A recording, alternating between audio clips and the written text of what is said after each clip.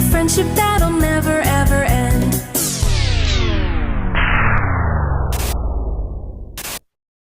Run!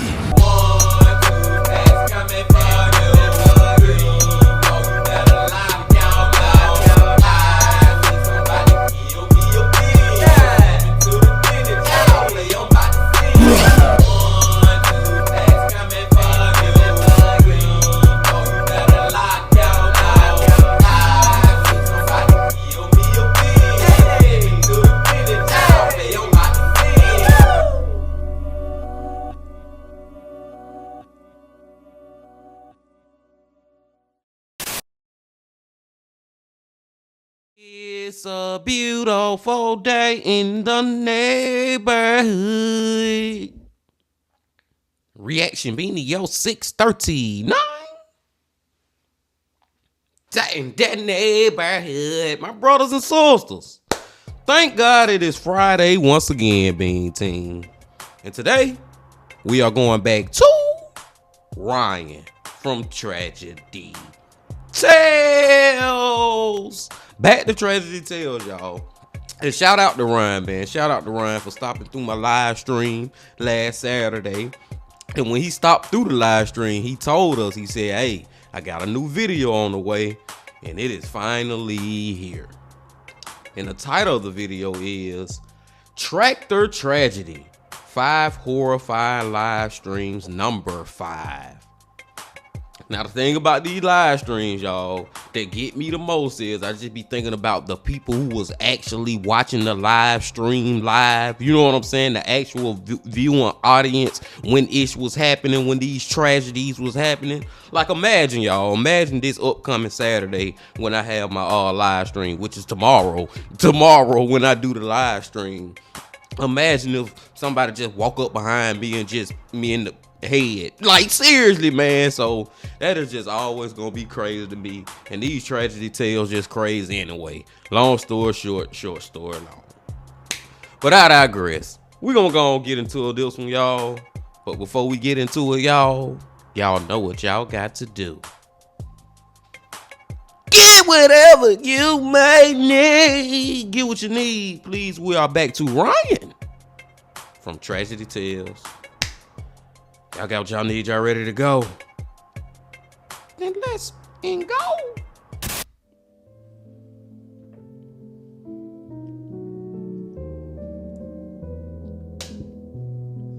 Nowadays, it seems like the entire world is obsessed with broadcasting whatever they're doing. However, with streams, there's only one problem. They're live. So naturally, when things go terribly wrong, the moment of disaster and the aftermath are usually all captured and broadcast for the world to see. But I'm Ryan from Tragedy Tales, and welcome back to the channel. If you're new around here, every other week we dive into all things tragic. But today we're going to delve into 5 more shocking and horrifying live streams, from a tractor stunt in India that went terribly wrong, to the professional gamer who saw red after losing a Madden tournament. This week genuinely has some horrifying entries that I'm sure will keep you up at night. So, without any further ado, grab a drink, draw the curtains, and sit down. Let's get right into it.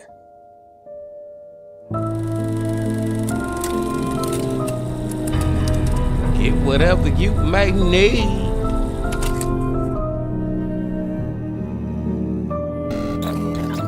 Number 5.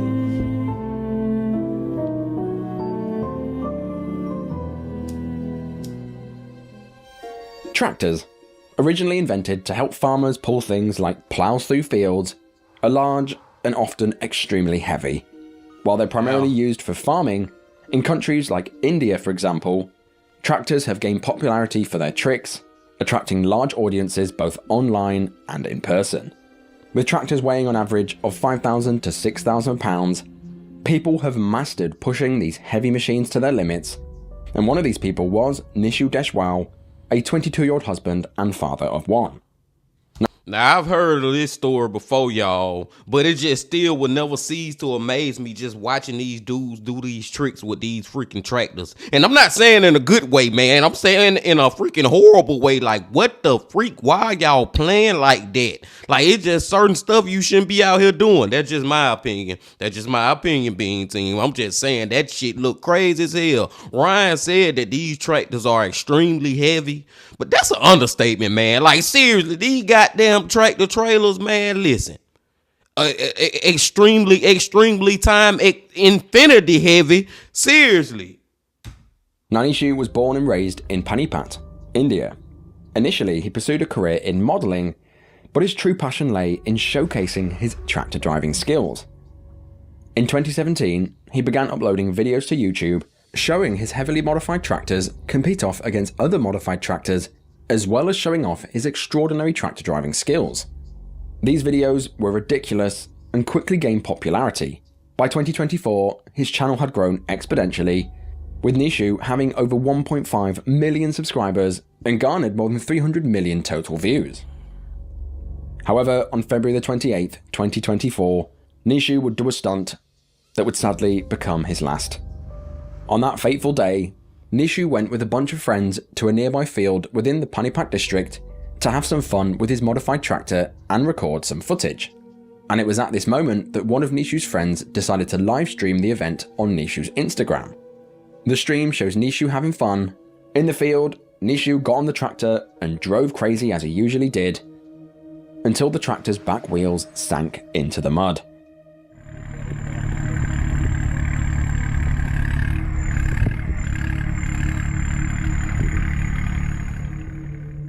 All on live stream, you can see Nishu still sat on the tractor at a 90-degree angle.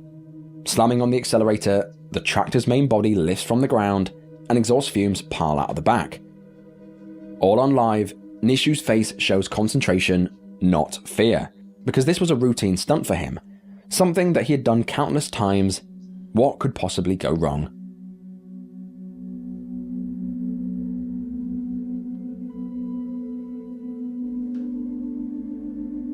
Well, stuck in the mud, Nishu pressed on the accelerator, and all of a sudden, the entire tractor flipped over onto him.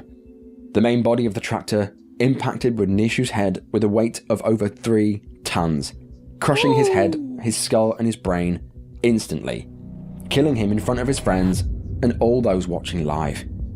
His friends screamed in terror as the tractor folded on itself in the blink of an eye.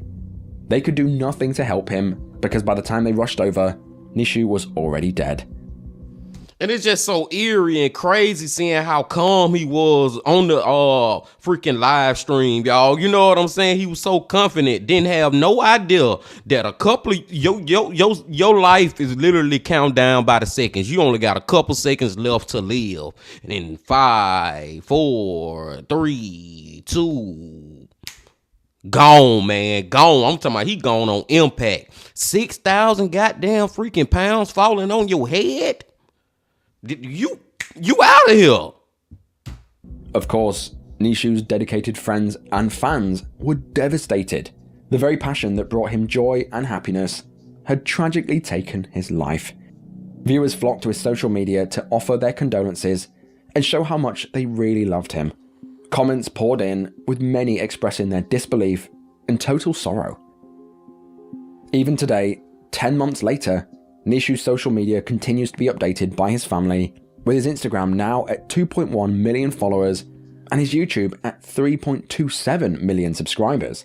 This is a true testament to the person that Nishu was, as well as the skill he had in performing these crazy tractor stunts. But this just goes to show that no matter how much experience you have, no matter how skilled you are, things can instantly go wrong and take your life. Yep. Sadly, in this case, Nishu just didn't expect the tractor to flip and break when it did, but at least he died doing what he loved, and that's not something everyone is blessed with. Rest in peace to him, though, y'all. And yes, Ryan put it perfectly. Like, everybody gotta die, but at least he died doing something that he freaking loved. You know what I'm saying? And he really did have a passion for that. Like I said, man, just me personally, that look crazy as hell. I would never do nothing like that. But he really loved doing that. Millions of people following him that really love this type of crazy dish. You know what I'm saying, man? So just rest in peace to him. But god damn, man. Let me just say this real quick and we're gonna go to number 4, y'all. I was just sitting right there thinking, like, will this teach everybody else a lesson who is involved in these type of stunts or whatever? But at the end of the day, I just thought about it like, no, because they freaking love it just like he did. They gonna do it to the death of them. Let's go to number 4. Number 4. Whether you poisoned whiskey, ale, or perhaps a nice, delicious cocktail, millions across the world like to have a tipple every now and then. But alcohol's like most things. It's all fine in moderation. Too much of anything will make you sick, as Cheryl Cole said. But you guys don't need me to tell you that abusing alcohol can have severe, deadly consequences. And this entry is a prime example of that. This haunting and frankly shocking live stream begins on May the 16th, 2023, in the city of Liangyugang in the Jiangsu province in China. Now, in a flat in Jiangsu lived 34-year-old Douyin streamer Wang Mufeng. Wang, who went by the name of Brother 3000, would often go live on Douyin, China's version of TikTok, and perform insane feats of strength, all for donations. That day of May the 16th, Wang went live on Douyin and streamed himself participating in an online challenge named the PK Challenge, or the Player Knockout Challenge. Now, this challenge set 2 influencers against each other to compete one-on-one to win gifts and rewards from viewers. The person with the least amount of donations is knocked out of the challenge, and usually this is where the challenge ends. But for some streamers on Douyin, it's customary that the winner gets to choose a punishment for the loser. While these punishments can be anything, from hopping on a leg, or even something as silly as painting your face, on rare occasions, the winner can ask the loser to drink baijiu, a Chinese spirit with a typical alcohol content of 30 to 60%. Wang lost 3 of his rounds that night and was asked to consume baijiu as a punishment twice. All on stream, he opened the bottles showing that they were fresh. He then even poured the alcohol on the table and lit it to prove it was, in fact, alcohol, before downing a bottle, and then another, and then another.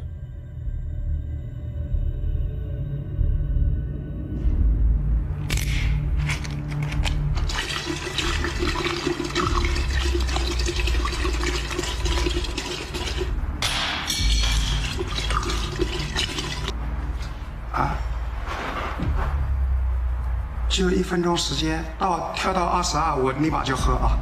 跳到22我就喝。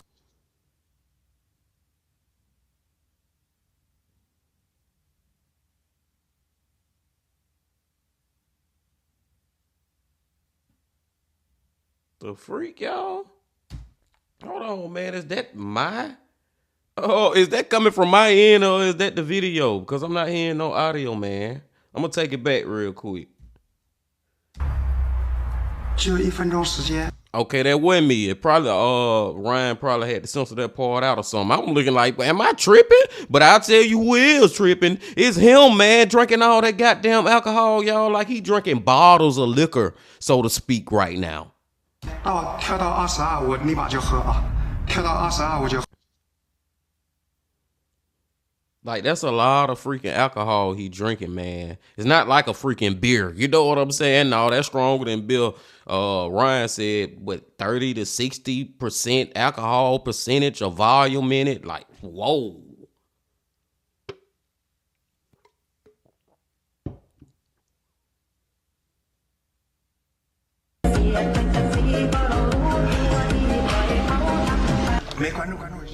That's crazy. That night, within the space of just a few hours, Wang consumed a total of 7 500ml bottles of baijiu. With an alcohol percentage of around 30 to 60%, even a lowball estimate, this kind of alcohol consumption was not only careless, but suicidal. After downing these bottles, the stream ended with Wang being very, very intoxicated. The viewers were happy, and donations were flowing in. It was what Wang would call a successful stream. However, The following day, nobody heard from him, and people assumed the worst. 12 hours after the stream, a welfare check was requested, and sadly, Wang was found dead. He'd died just a few hours after the stream ended from severe alcohol poisoning. While it's obvious that Wang definitely shouldn't have consumed what he did, and in my opinion, he is fully responsible for his death, there are many online that pointed the blame towards the viewers that were donating and pushing him to drink more and more. However, for me, the biggest concern is Douyin for allowing streams like this to continue. Apparently, Wang had been banned from Douyin many times previously for drinking, but he'd always bypassed this by opening new accounts and streaming to his heart's content. While Douyin didn't technically allow these drinking streams, they didn't actually stop them while they're in progress, and sadly it resulted in Wang losing his life, even if it was his own fault. Damn. Yeah, it's messed up. I feel like the streaming service or the social media or whatever it was should be more tight about stuff like that. Like, you're not gonna get away with that on YouTube. You know what I'm saying, man? Doing no craziness like that. But at the same time, he was a grown adult doing that crazy-ish, man. Like, dude, Bean Team.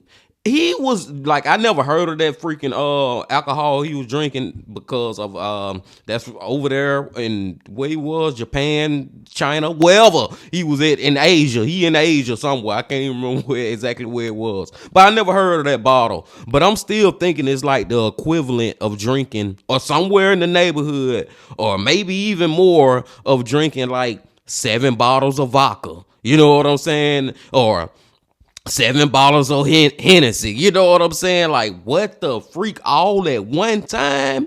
That is pretty much committing suicide at that point. Wow. Rest in peace to him. Let's go to number 3.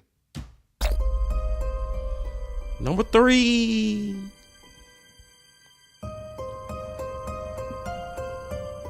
On a warm June evening in 2016, 28-year-old Antonio Perkins, known to his close friends as Tony, was live on Facebook, unwinding in Chicago's North Lawndale neighborhood.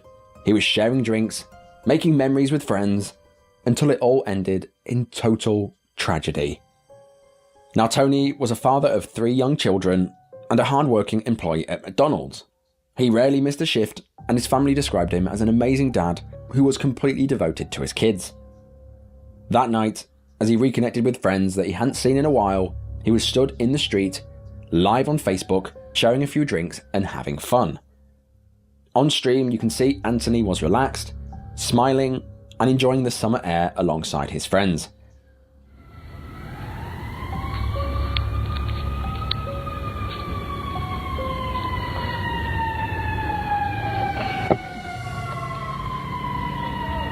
Good water. Well, I got a feeling somebody finna come up and kill this man. Like, seriously, I feel like that's where we going, y'all. I feel like somebody finna walk up and just shoot him dead.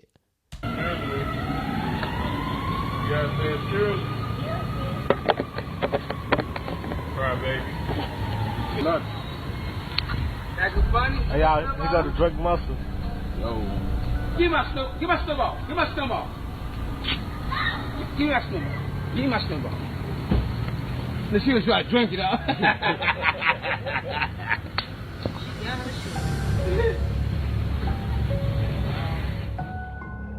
6 minutes into the live stream, a car cruised slowly past them. Tony noticed this and seemed suspicious, but dismissed it. However, just moments later, at 8:45 p.m, this exact same car came back around. As Tony opened his mouth to say something to them, the windows rolled down and a sudden burst of gunfire shattered the evening. Hey.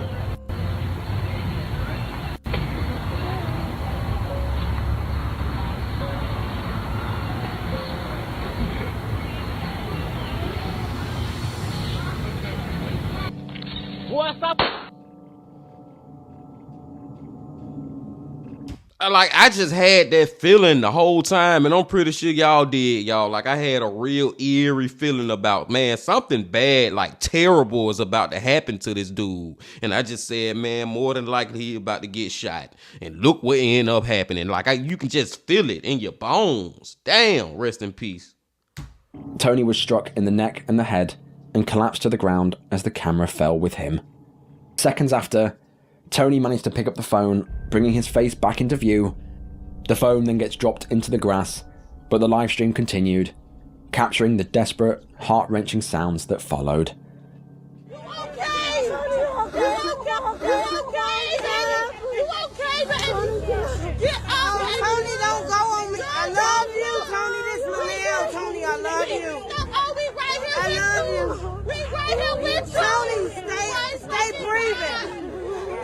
Choking off his blood. Tony, please, baby. Please. Gary, Tony just got shot. He's right here on the ground.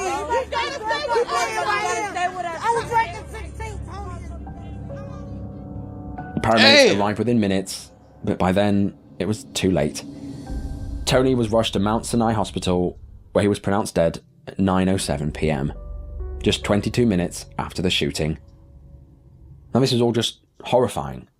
Following his death, the police labelled this incident as a gang-related crime, pointing to Antonio's past as evidence. According to the authorities, Tony had a criminal record, including jail time for manufacturing heroin.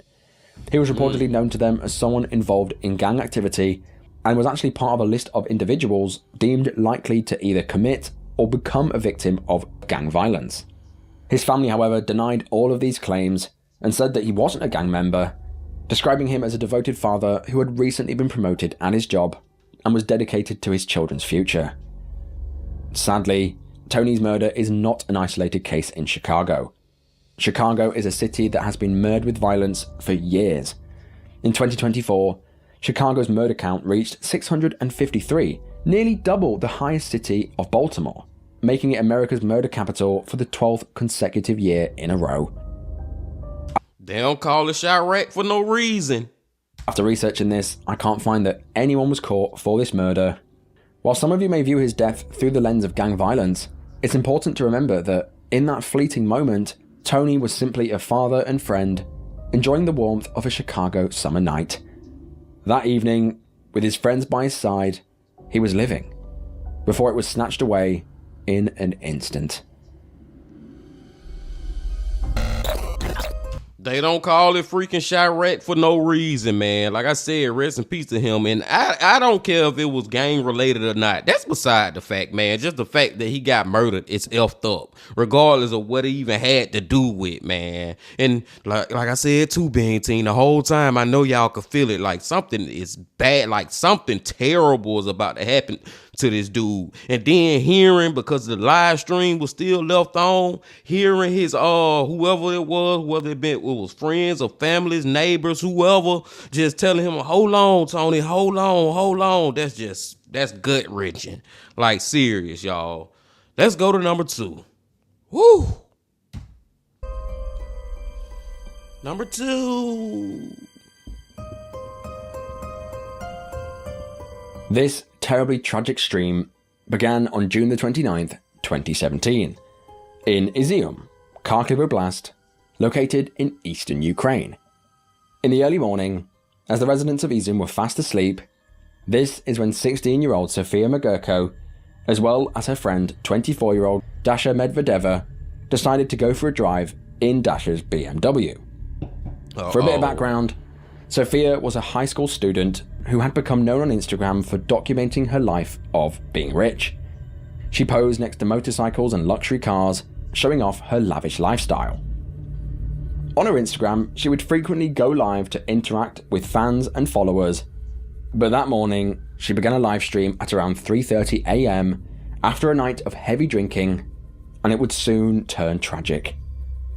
The live stream in question begins with the pair already inside Dasha's BMW.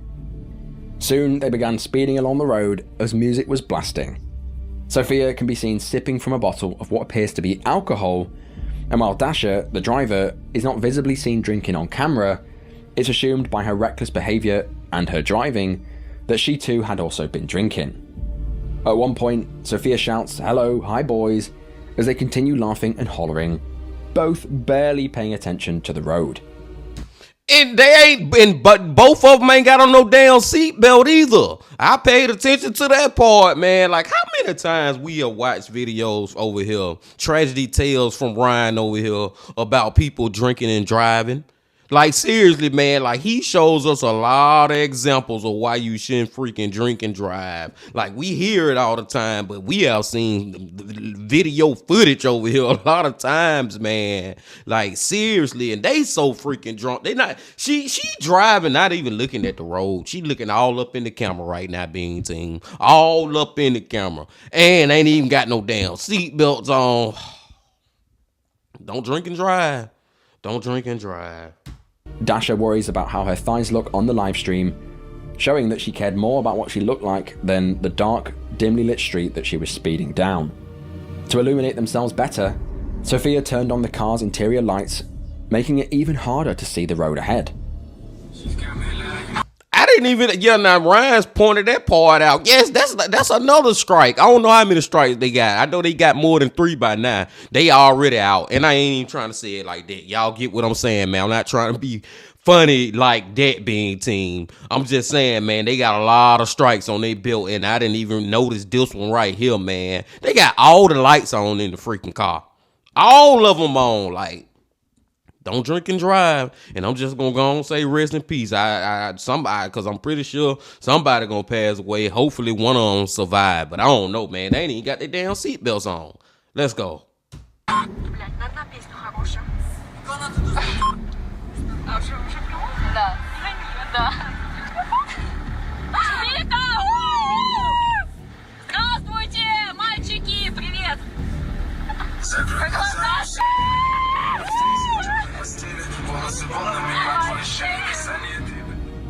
Soon after putting these interior lights on, in a horrifying moment, the car impacts with a lamppost before the stream cuts to black.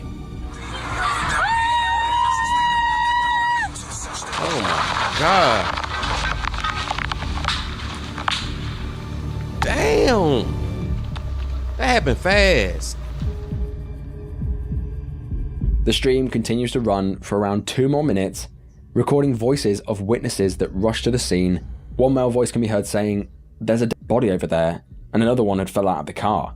One guy asked, "Where's the body?" So you can just imagine what the scene looked like. The BMW had smashed headfirst into a lamppost and had completely wrapped itself around it. Sophia, who had been sitting in the passenger seat, was decapitated instantly upon impact. Dasha, her friend who had been driving erratically, was alive. She was rushed to the hospital, but she died from her injuries en route. This tragic crash left 2 young women dead, and it was all live streamed for the world to see. Sophia, a teenage beauty queen who had recently won a pageant in her hometown of Izium, and Dasha both lost their lives in the blink of an eye. They were drinking, speeding, and live streaming the whole thing, a deadly recipe for disaster. The driver's reckless behaviour and the fatal crash serve as a stark reminder of the brutal dangers of drinking and driving, made worse with distractions like social media. And it happened so freaking fast, y'all. Like, we didn't even hear them scream. Like, I don't even think that they, and it may be a good thing that they didn't see it. I don't even think they seen the pole. You know what I'm saying? But, and when I say that, I'm saying, well, they didn't see it right before they had no other way but to crash into it. You know what I'm saying? It wasn't no, boom. It wasn't that like that. It was just a boom. Like, they weren't even paying attention to when they actually hit the pole. Man, I ain't gonna even repeat what Ryan said, but one of them, as soon as they hit the pole, you know what I'm saying? Like, you get what I'm saying, big team. Then the other one, she couldn't even make it. Didn't even make it to the hospital before she passed away. Long story short, short story long. Don't drink and drive, boy. Ryan showed us plenty of examples of why you shouldn't do that. Let's go to number 1. Number 1. Gaming tournaments are meant to be the ultimate showcase of skill and competition, where the best of players clash over cash prizes and glory. Madden NFL tournaments, like many others, are typically filled with high tension, high stakes, and anticipation. And while they often get heated, in 2018, one such Madden tournament ended in complete horror, forever marking the history of competitive gaming. The tournament in question was the season's first Madden NFL 19 sports event, held at the Good Luck Have Fun gaming bar located in downtown Jacksonville, Florida. Beginning on August the 25th, 2018, the tournament was scheduled to run over the weekend from Saturday to Sunday evening, the 26th. That Saturday started just like all the other tournaments usually did. The competitors fought each other with blood, sweat and tears. That weekend, the event attracted 130 to 150 people. With Madden 19 being recently released, the general hype around the game was pretty high. Spectators were eager to see who would come out on top. One of the participants that year was 24-year-old David Katz. David went by the name of Bread in-game and was well known in the Madden community for his skill. David had attended multiple tournaments previously and even won $10,000 as a prize in the previous year.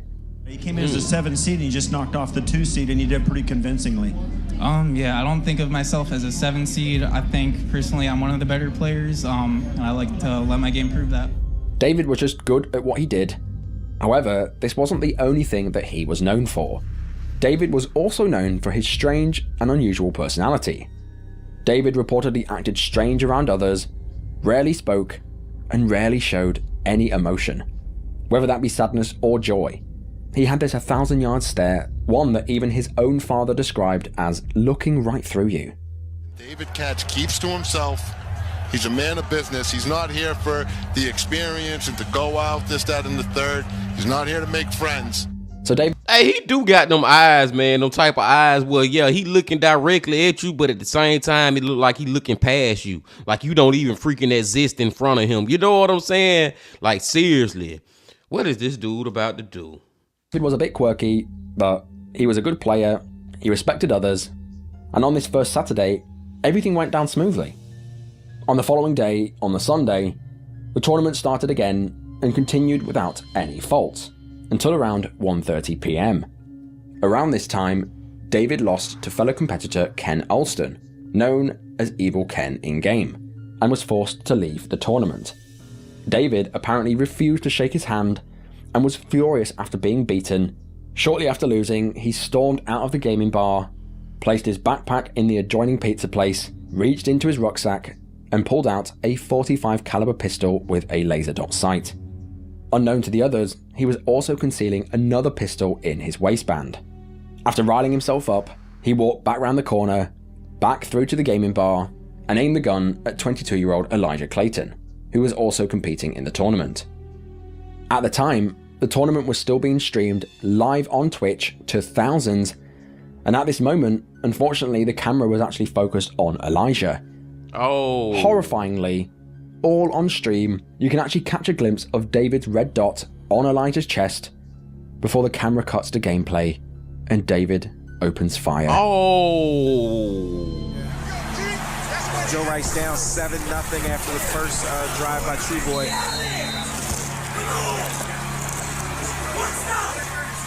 Got a lot of good games going on. It's a lot. It's going to be hard to get them on stream. It's not a lot. It's not a tough out today. Excuse me, not an easy. Oh. Fuck, what are you shooting with? Oh. Elijah. That is fucking stupid, man. That is so ridiculous, y'all. Over a fucking video game? Are you kidding me? What in the hell? Was shot 3 times, one in the chest, one in the forehead, and one in the right eye. David then proceeded to open fire on all the other players, shooting and killing 27-year-old Taylor Robinson as he fled the scene. He then continued firing, injuring 11 more people, and 20 seconds after opening fire, David turned the gun on himself. You pussy ass bitch. I ain't finna get all mad, man. I ain't finna get all mad. But I just had to let that out, Bean Team. At least let me get that off, please, YouTube. Let me get that off, man. Are you serious? You gonna go in there and do that bullshit and then now you wanna kill your fucking self? You should have just killed your fucking self from the beginning. I digress. Let's go. Within just a second, a fun gaming tournament had turned into something straight out of the pits of hell. From your vantage point, what happened in there? He's a well-known, competitor. Came and shot up the place. It seems like it was premeditated. I don't think it has anything to do with him losing or who he lost to, because he lost twice throughout the tournament. I was actually one of the people that beat him. And there was another guy, Bugs, who beat him. And I mean, we're both still here, so I felt like he was targeting, but I don't think it was the people that beat him. So what exactly did you see in the way of him coming in, he was shooting? Weird all weekend, man. I mean, he had shades on. He didn't speak to anybody. Even after we played, I beat him. Went to shake his hand and tell him good game, and he just looked at me. He didn't say anything. He had on basically the same outfit he had on the day before. That was kind of weird. I feel like he came planned.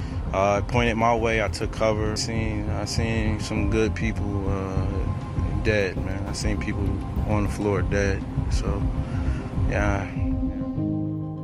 Hey, I can agree with him though. This may have been premeditated. Like he probably like just took it out on Evil EJ. I can't remember his name, but y'all know what I'm talking about. He probably took it out on him and the other guy. Rest in peace. And I was so worried about that. Like, is he just gonna kill one person, or is he just finna get the shooting up in this mug? And he just got the shooting, but it could have been premeditated. Well, regardless, he knew before he left that tournament, that year, that day, or whatever, he was gonna shoot some people, whoever pissed him off on that particular day or whatever, man. Probably didn't even have nothing to do with the video games, because just the fact that he brought the guns to that freaking place anyway let you know, because maybe he could have won that whole day. You know what I'm saying? He could have probably became the champ, and he probably still would have just started shooting people, man. Dude was just fucking crazy. I'm just pissed off that he ended up doing all that, and then you gonna turn the gun on you. I hate that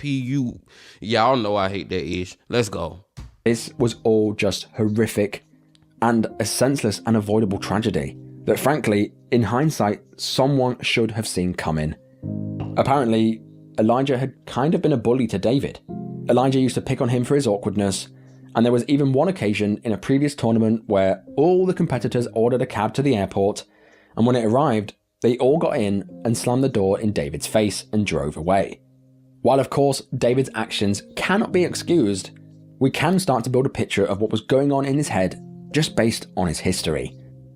Goddamn, Ryan, now you threw another curveball in there. David was getting picked on by Elijah, and probably some other people too, because of his weirdness and how he looking at you, but he really not. It really looked like he looking through you. You know what I'm saying? I can see that scenario playing out too. But long story short, story long, that don't give him an excuse to do what he did at all. Now it could have been the cause of it, but it don't excuse none. I still hope he gone where it's hot at. You know what I'm saying, BT? I hope he's gone where goddamn on fire at. Let's go.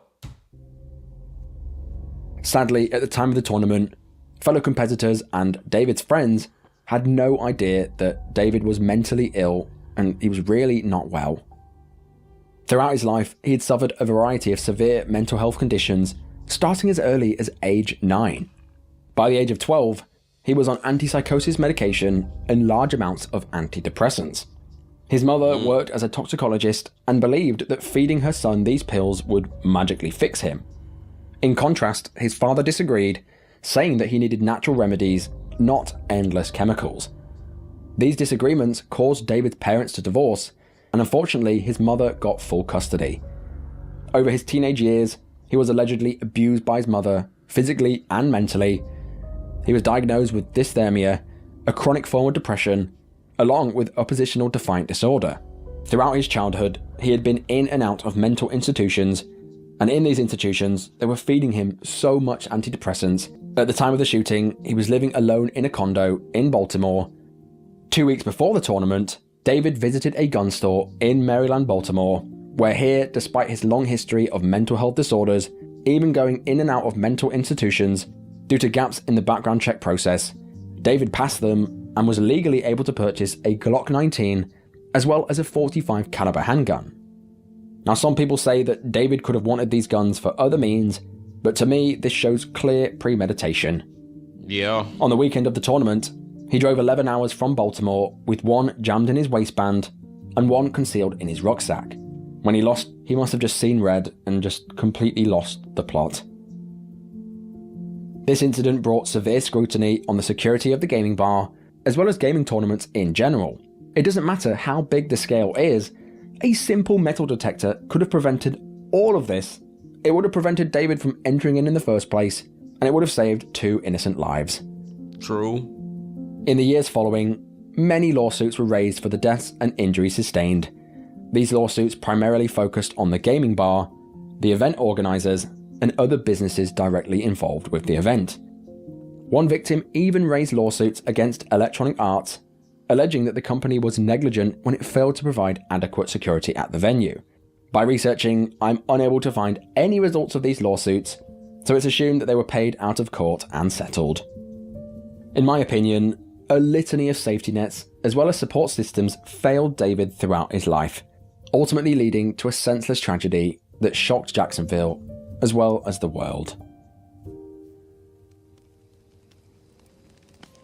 Yeah, they did fail David, man. Seriously, like this dude was dealing with problems from a little child, having to take all that crazy medication and stuff like that. No pun intended, but y'all get what I'm saying. And it just led up to that event, man. It's like you knew the writing was on the freaking wall long time ago, years ago, man. Years of freaking go. Damn, man.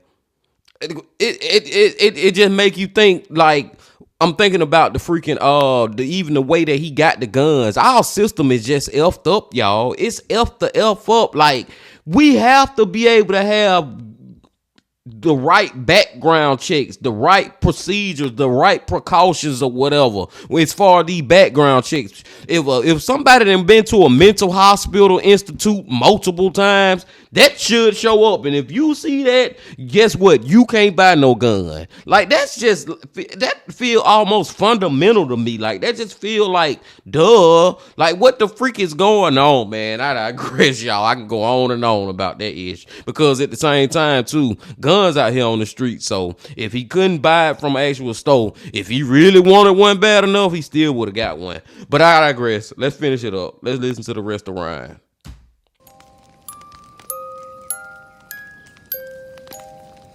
But that is the end of the video. May everyone featured rest in peace. Rest in peace. Now, yet again, I'm sat here completely flabbergasted at all the clips that we've just covered.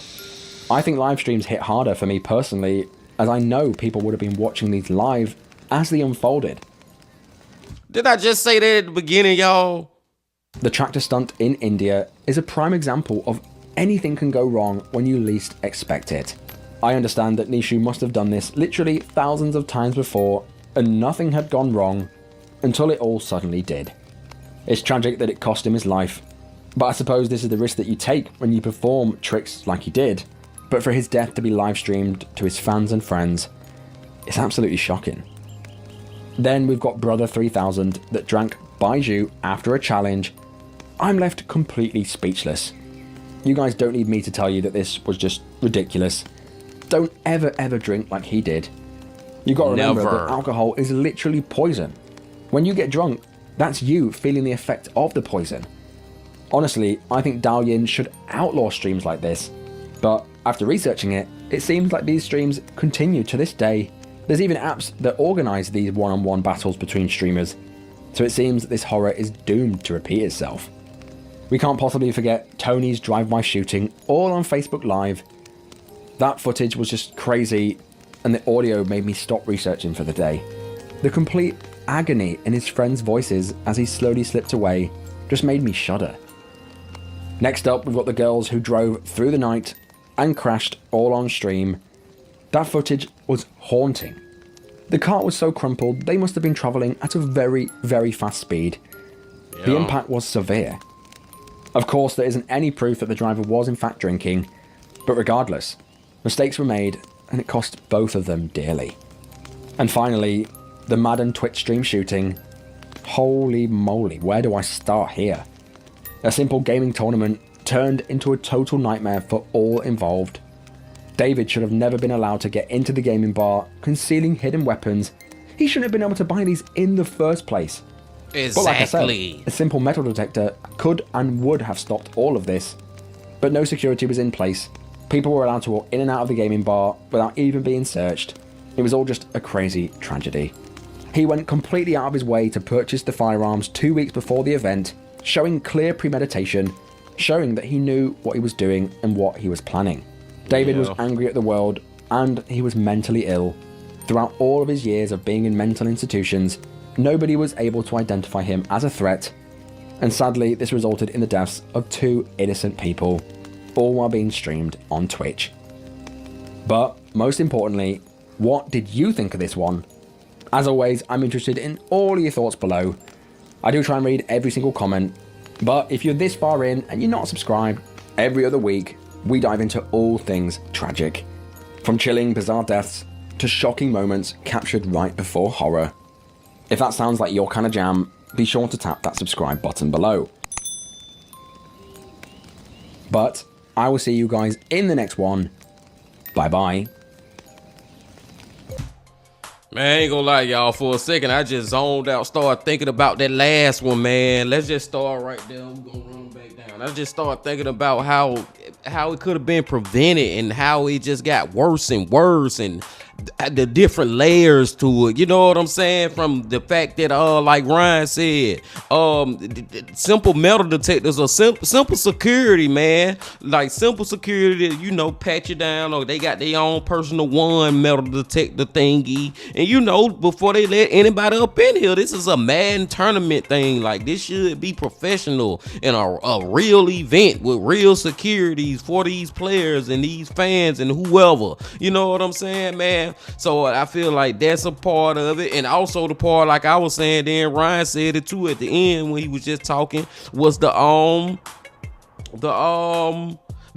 fact that he even bought the guns in the first place, being team, is freaking ridiculous. A dude like that done been in mental institutes since he was a child, in and out. Like, come on, man. Then the people, I feel like just everybody failed them. Parents, the adults who was around him in the mental institutes, like, they should have known that this dude should never be let back out, or he not in the right mind now to be let out. I don't know, y'all. It's just a lot from that one. Like Ryan said, holy moly, that was a lot. And rest in peace to the 2 people who died. We're gonna run back through them real quick, y'all, man. Real quick, man. That one just crazy. That one is crazy. What's the one before that?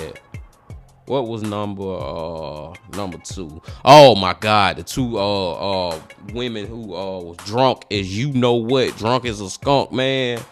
Oh, it's just like, don't drink and drive. That's just long story short, story long, y'all. And they was beyond gone. They had so many like different things going on with them. Number one, you're live streaming, you're looking at the phone, not even looking at the road. You're still drinking at the same time. That's number 2. And then you freaking got all the lights on in the damn car, in the interior. You know what I'm saying? And it's at night, so that's making your vision even that much harder to really see out on the road. And then the other one, I don't even know what number we on, but this one too, ain't neither one of them have a freaking seatbelt on, man. That's just crazy, man. That is just freaking crazy, y'all.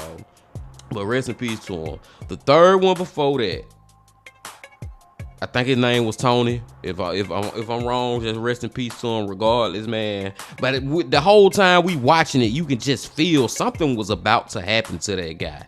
Something crazy was about to happen, and I said it seemed like he was about to get shot, and that's exactly what ended up happening. Then hearing that footage afterwards of his friends or family sitting up there telling him to hold on.